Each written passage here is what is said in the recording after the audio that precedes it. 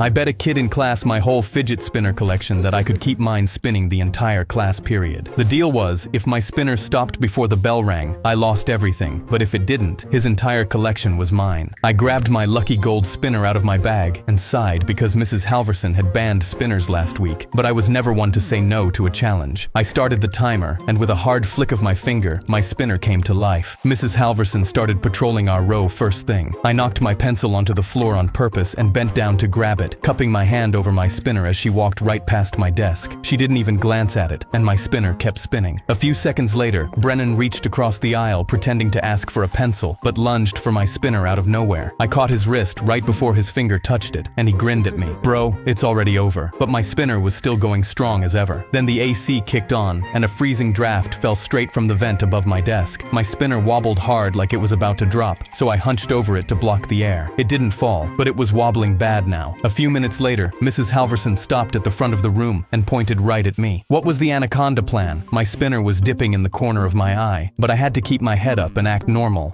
It was a Union plan to blockade the South. She nodded and moved on, but my spinner was barely turning. 30 seconds left, and my spinner was about to die. Brennan unzipped his bag and held it open with a smirk. "Bro, it's over. Pay up." I knew I had to do something fast, so I threw my hand up. "Mrs. Halverson, can I grab a tissue?" She nodded, and on my way back, I walked past the open window 2 desks over and fanned my shirt as hard as I could. A gust of wind hit my desk, and my spinner came back to life. The bell rang. My spinner was still spinning on my desk like nothing had happened. I'd done it. I'd actually won, and I pumped my fist in the air. Yes! The whole class turned, and so did Mrs. Halverson. She walked over and saw everything at once. My spinner on my desk, Brennan's open bag of 30 on his desk, and my open bag of spinners on the floor next to my seat. "All right, you two, up here. Bring me both bags." Brennan handed his over without a word. I picked up mine off the floor and dropped it on top of his. She turned both bags upside down over her drawer, and 60 spinners hit the wood. Then she reached over and plucked the still spinning gold one right off my desk. I won the bet, but had nothing to show for it as I watched my lucky spinner and the rest disappear as she slid the drawer shut.